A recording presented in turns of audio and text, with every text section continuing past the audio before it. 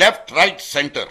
ఒకప్పుడు రాజకీయ పార్టీల సిద్ధాంతాలని బట్టి ఈ లెఫ్ట్ రైట్ సెంటర్లంటూ వర్గీకరించేవాళ్లు. చాలా వరకు అటువంటి విభజన అందరికీ ఆమోదయోగ్యంగా ఉండేది. మోదామోదాల సంగతి పక్కన పెడితే ఫలానా పార్టీది ఫలానా ఆలోచన, ఫలానా వ్యవహారంలో ఆ పార్టీ స్టాండ్ ఇలా ఉంటుందని చెప్పడానికి వీలుండేది. ప్రాంతీయ పార్టీలు ఆవిర్భవించిన తర్వాత రాను రాను ఇటువంటి సిద్ధాంతాలకు కాలం చెల్లిపోయింది.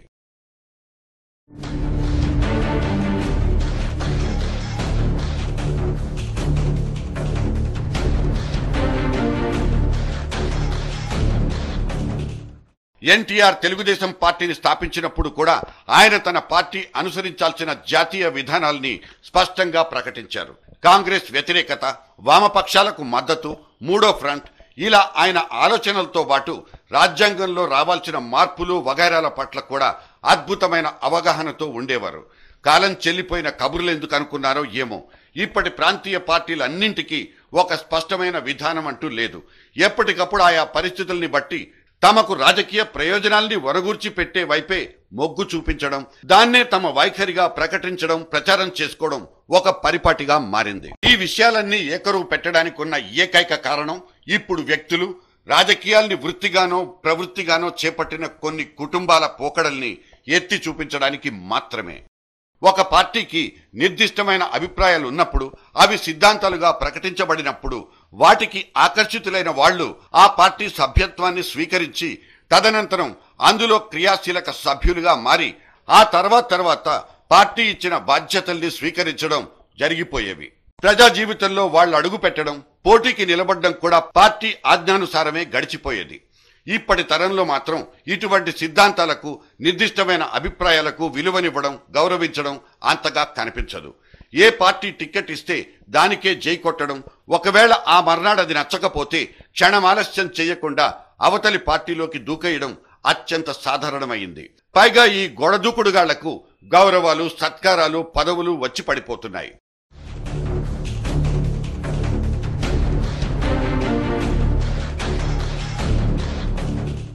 పార్టీల భావాలకు, అభిప్రాయాలకు పెద్దగా తేడా కనిపించకపోవడం కూడా ఇటువంటి పరిణామాలకు కారణంగా కనిపిస్తుంది. ధరలు పెరిగినప్పుడు అన్ని ప్రతిపక్ష పార్టీలు గొడవ చేస్తాయి. ధర్నాలు, రాస్తారోకోలు, పాదయాత్రలు, అన్ని కార్యక్రమాలు అన్ని పార్టీలు చేసే షరామామూలు ప్రోగ్రాంలే. కాబట్టి ఏ పార్టీలో ఉంటేనేం అన్నీ ఒకటేనన్న బలమైన అభిప్రాయం ఇప్పుడు రాజకీయాల్లోకి అడుగు పెడుతున్న కొత్త తరంలో కనిపిస్తుంది. ఎటువంటి రాజకీయ నేపథ్యం లేని కుటుంబాల నుంచి రాజకీయాల్లోకి ఎంట్రీ ఇచ్చుకునే వాళ్ల సంఖ్య బాగా తక్కువే అయినా అటువంటి వాళ్లు కూడా ఈ పోకడలే పోవడం ఆశ్చర్యమేస్తుంది. ఇక రాజకీయ ప్రస్థానంలో దశాబ్దాలు గడిపేసిన కుటుంబాలు కూడా తమకు రాజకీయ జన్మనిచ్చిన పార్టీల్ని వదిలేసి ఏమాత్రం జంకు గొంకు లేకుండా అవతలి పార్టీలోకి ఒక్క గంతేసేయడం కూడా అటువంటి ఆశ్చర్యాన్ని మిగుల్చుతుంది. చెన్నమనేని రాజేశ్వరరావు కమ్యూనిస్టు పార్టీలో అత్యంత కీలకమైన పాత్ర పోషించి ఎమ్మెల్యేగా అనేక సార్లు గెలిచి తన ఆఖరి ప్రస్థానంలో తెలుగుదేశం పార్టీ వైపు మొగ్గు చూపారు. మిగిలిన రాజకీయ పార్టీల కంటే కమ్యూనిస్టు పార్టీలోని సభ్యులది కాస్త డిఫరెంట్ నేపథ్యం. అందుకే రాజేశ్వరరావు వలస ప్రయాణం అప్పట్లో కాస్త ఆశ్చర్యానికి తావిచ్చింది. ఇక నన్నపనేని రాజకుమారి, ఈమె ఎన్టీఆర్ హయాంలో ఒక్క వెలుగు వెలిగి ఆ తర్వాత చంద్రబాబు హయాంలో సైతం పార్టీ మహిళా విభాగంలో కీలక బాధ్యతలు పోషించి రాజ్యసభ పదవి ఆశించి భంగపడి కాంగ్రెస్ తీర్థం పుచ్చుకున్నారు. అక్కడ వైఎస్తో పొసగక గుడ్ బై చెప్పేసి తిరిగి తెలుగుదేశంలోకి వచ్చిన వారే ఈవిడ. ఇప్పుడు తెలుగుదేశం పార్టీ తరఫున ఎమ్మెల్సీగా కుదురుగా కూర్చున్నా తన కూతురు, అల్లుళ్ళిద్దరూ ఆమంతంగా జగన్ పార్టీకి జేజేలు చెప్తున్నారు.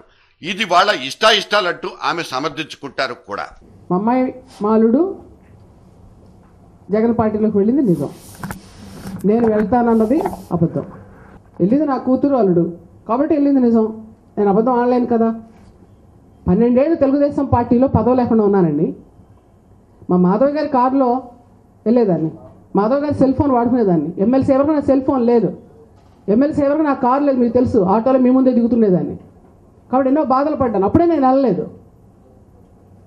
కాబట్టి అప్పుడు వెళ్ళందాన్ని ఇప్పుడు ఎలా వెళ్తానండి? పిల్లలు వెళ్ళారు, వాళ్ళ ఇష్టం అంతవరకు. నన్నపనేని వాదన విచిత్రంగా ఉంటుంది.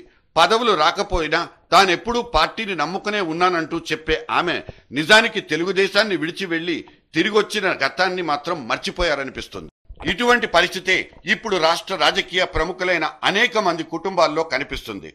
శ్రీకాకుళం నుంచి మనకు సాపత్యాలు దొరుకుతాయి. అక్కడి మంత్రి ధర్మాన ప్రసాదరావు కాంగ్రెస్ తో తనది పూర్వజన్మ సంబంధం అంటూ చెప్పుకొస్తారు. కానీ ఆయన సోదరుడు మాత్రం జగన్ కే జిందాబాద్ కొడతారు. ఇటువంటి పరిణామాలు మన రాష్ట్రంలో పూర్తిగా కొత్త కాకపోయినప్పటికీ ఈ మధ్య మరింత ఊపందుకున్నాయి. రాజకీయ పార్టీలు ఏవైనా రాజ్యాధికారం మాత్రం మాకే కావాలన్న కొన్ని కుటుంబాల ఆలోచన సరళే ఇటువంటి పరిస్థితులకు దారితీస్తున్నాయనిపిస్తుంది. భార్యాభర్తలు, అన్నాదమ్ములు, బావమరుదులు ఇలా ఒక్కరొక్కరు ఒక్కొక్క పార్టీ జెండాను మోసేసి ఆనక తమ కుటుంబంలో నుంచి ఎవరో ఒకరు గెలిచిన పార్టీలో ఉంటే చాలనుకునే స్వభావాలు వీళ్ళవి. ఇటువంటి స్వభావాలు ఉన్నంత కాలం పార్టీలకు నిర్దిష్టమైన విధానాలు, సిద్ధాంతాలు ఉన్నా లేకపోయినా పర్వాలేదు. అన్నీ ఆ తానుముక్కలే, అన్నీ ఆ సైతాను సూక్తులే. ఏ పార్టీ జెండా అయితేనేం దాన్ని తగిలించేది మాత్రం ఈ చిన్న కట్టెముక్కకేగా.